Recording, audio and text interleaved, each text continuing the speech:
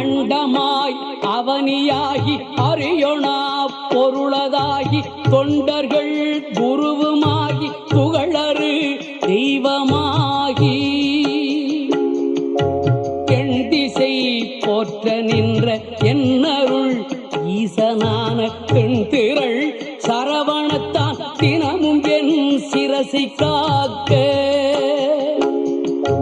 அண்டமாய் அவனியாகி அறியொணா பொருளதாகி தொண்டர்கள் குருவுமாகி புகழறு தெய்வமாகி எண் திசை போற்ற நின்ற என்னருள் ஈசனான தென்திரள் சரவணத்தான் தினமும் என் சிரசை காக்க